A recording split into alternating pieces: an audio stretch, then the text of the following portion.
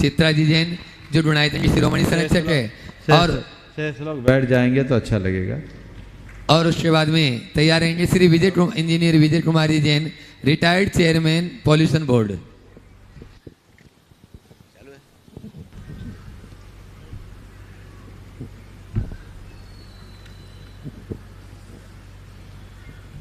प्रश्न करें श्रीमान एस के जैन साहब इंडोर में, चित्रा जी जैन जो सोसाइटी के पूर्व अध्यक्ष और ढूंढाई शिरोमणि संरक्षक है। महाराष्ट्र को शतत नमन। मैं एक इंजीनियर हूँ, इसलिए इस प्रॉब्लम को मेरे को ज़्यादा भुगतना पड़ रहा है। जो ये क्योंकि जिस ज़माने में हम पढ़ते थे तो मंदिर साल में 2 बार जाते थे। जयपुर की बात कह रहा हूँ मैं, यहाँ तक मुझे मालूम नहीं है, लेकिन तो उनका ज्ञान बाद में यदि किसी ने चाहा तो पढ़ते हैं तो समझ में आ भी जाता है और फिर उसका चस्का लग जाता है। ये बात है कि जैसे बाहर निकले जयपुर के, मकान बाहर बनाने लगे और जो मोहल्ले थे पहले वो सब खाली हो गए और वहाँ पर मुसलमानों ने कब्जा कर लिया, खरीद ली सस्ते में प्रॉपर्टी सारी।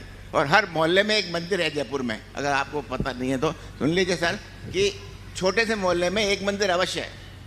अब वो वीरान पड़ा है, कोई देखने वाला नहीं है, वो कब्जा हो जाएगा मुसलमानों का।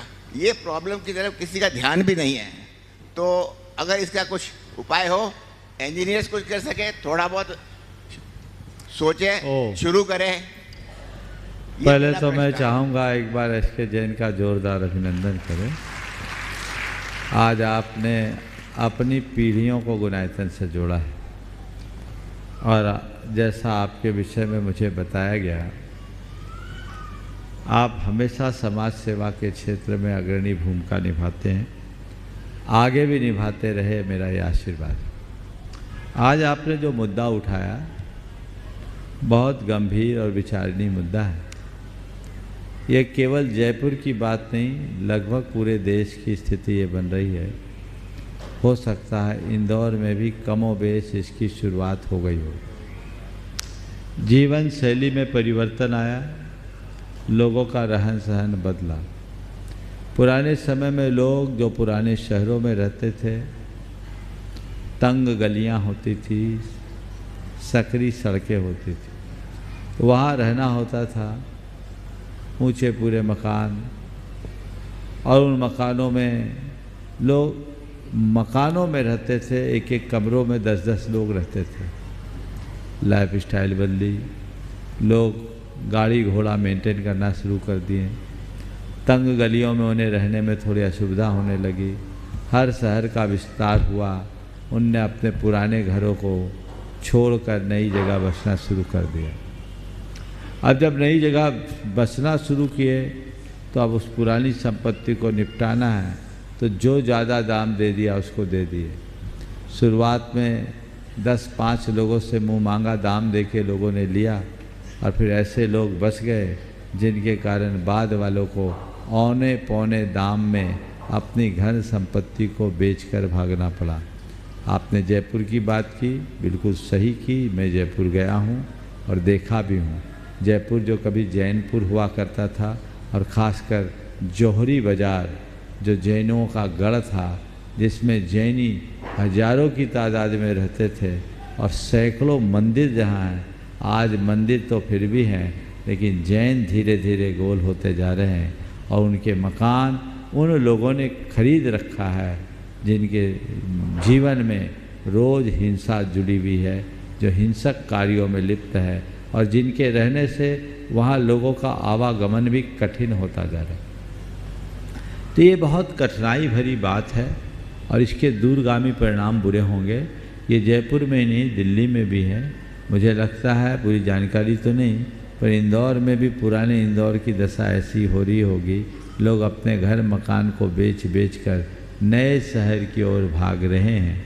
हमें इस पर गंभीरता से विचार करना चाहिए। बदली हुई जीवन शैली को देखते हुए लोग बाहर न जाए, शायद ये संभव नहीं दिखता, लेकिन लोग कितने भी बाहर जाए, हमारे मंदिर के आसपास के सारे मकान सुरक्षित रहे, ये उपाय हो सकता है। और उसके लिए मुझे 2-3 उपाय समझ में आ रहे हैं। पहला उपाय तो ये कि जो भी मंदिर के आसपास बसे लोग हैं, मंदिरों के मुख्य मार्गों में जितने लोग हैं, उनके मकान को यदि वो बेचते हैं तो क्यों ना हमारे मंदिरों के ट्रस्ट उसे खरीद ले, मंदिर ट्रस्टों का पैसा उसमें रखे, ताकि उसे खरीद करके उसे कॉमर्शियल और अन्य एक्टिविटीज़ के लिए यूज किया जाए और उसकी आय से मंदिरों का रख रखाव हो। ये पहली पहल करनी चाहिए। मैं सभी मंदिर कमेटियों के लोगों को ये संदेश देना चाहता हूँ कि अगर आपके पास पैसा है तो आप उसे खरीदो, और यदि मंदिर कमेटी लेने में असमर्थ है तो हमारे समाज के कतिपय समर्थ लोग आगे आ जाए और उन्हें क्रय करके खरीद ले, ताकि वहाँ व्यवस्था बने। दूसरा, ऐसे इलाकों में हम अपने समाज के बच्चों के पढ़ाई लिखाई के लिए हॉस्टल्स वगैरह की शुरुआत कर दे, उन भवनों को खरीदें और उनका नवीनीकरण करके हम वहाँ बच्चों के लिए छात्रावास बना दें।